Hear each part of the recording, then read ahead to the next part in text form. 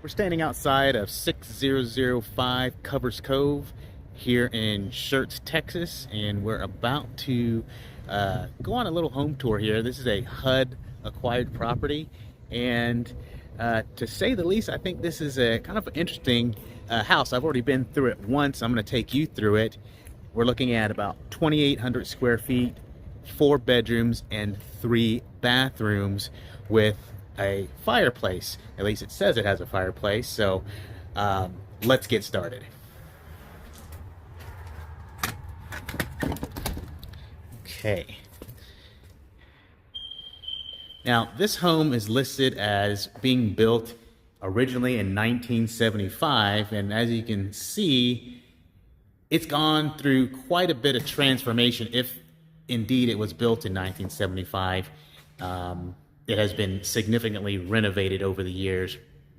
Now, this is what I describe as like a great room here, open concept here to the living area from the kitchen. There's where the fireplace is supposed to be. It was never completed. There's nothing there. It looks like they were going to put in a electric fireplace. This is all just tile. Okay, so this can be removed quite easily if you don't want a fireplace there. Now, I've already been through this whole property. All the bedrooms are here on this side of the house. There's no power here, so I brought my trusty flashlight here. We'll go ahead and start on this side. So here's one bedroom, secondary bedroom. Lots of natural light here.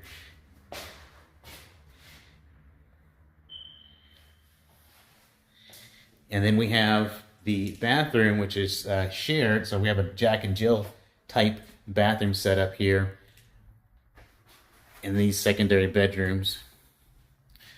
Linen closet here. And then we have, of course, the bath, the commode here, and then doorway to the living area. Here's our second or third bedroom.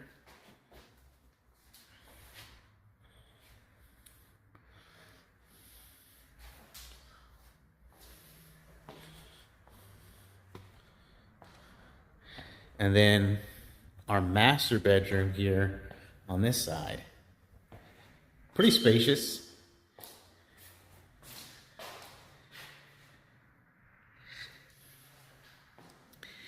And now this is kind of an odd situation here that I thought it was odd anyway.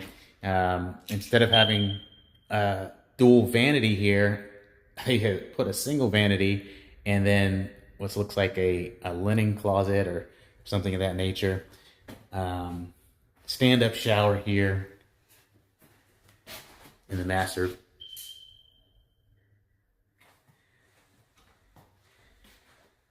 And then a walk-in closet here. Decent size. So I don't know what the purpose of doing a single vanity there was. Looks like these guys really piecemealed some things here together on this house. Now, I'll go ahead and point out that there's some gapping here in the flooring, and I'll show you outside here a few other things I noticed in regards to that. Up in the ceiling here, you can see there's a crack there. But that indicates to me that at first, when I walked through the first time, that there's some foundation issues, but I also found evidence of foundation repair. But unfortunately, this is a HUD home. This is a foreclosure HUD home. And so there's really no disclosure about how that repair was done, whether interior piers were also added, because all that work was done by the previous homeowner, and they no longer own the home, so there's no way of finding out. This is a concrete countertop. You have concrete countertops here, concrete countertops up here. This looks like a slate backsplash. Again, another concrete countertop there. They went with a like a granite here, and then more concrete countertops on this side and more slate backsplash on this side. Lots of cabinet space here for sure.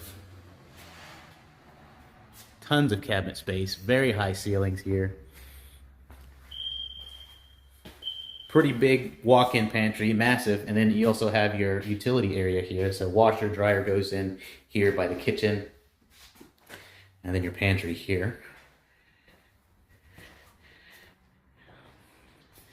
Previous owners left some sort of plumbing issues open. Not sure what was going on there, presumably the water.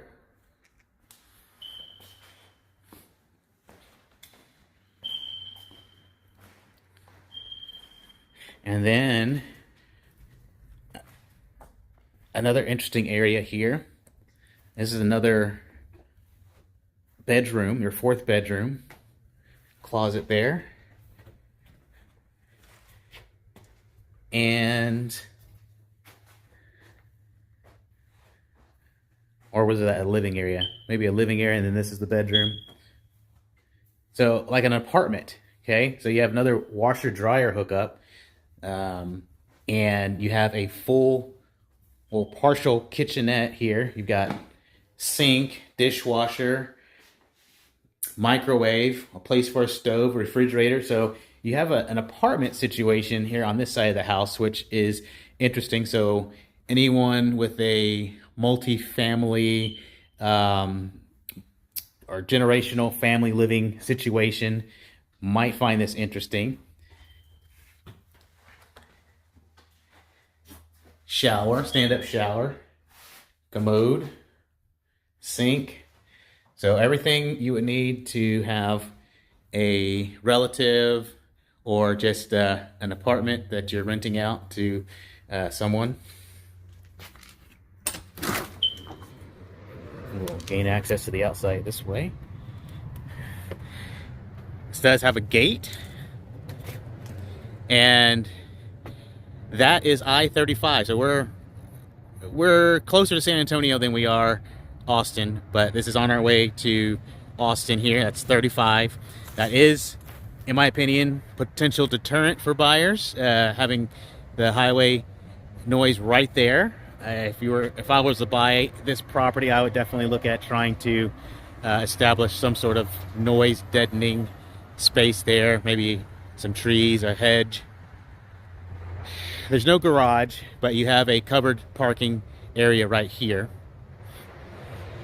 Metal roof is a plus on this property for sure.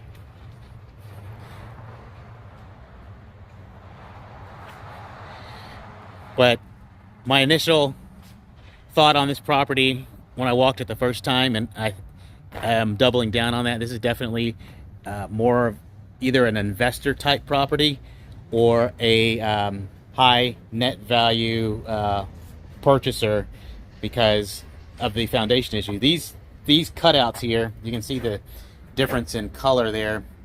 This indicates that the house has been leveled, and there's potentially no new issues with the foundation. It's going to move around, but you can see more evidence over here. That was all dug up, so there's at least several piers on the perimeter here, and then you're going to see this extends all the way around. So they had foundation, quite a bit of foundation work done.